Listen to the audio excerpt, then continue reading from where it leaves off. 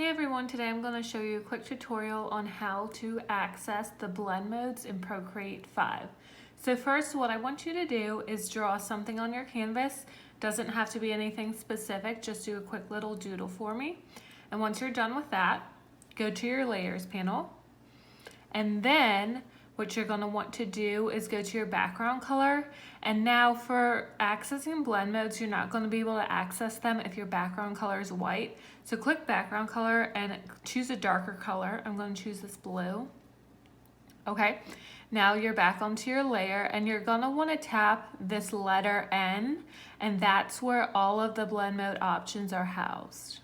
Okay, so now you're going to see all the options right here. So all you have to do is go through them and you'll see each one take effect. So let's do darken. See how that darkened it? Color burn, linear burn, darker color, normal, which is where we were, lighten, screen, color dodge, add lighter color, overlay, soft light, hard light, and all these other ones. And these are all the different blend modes that you can use in Procreate 5. And that's it. Thanks so much for watching.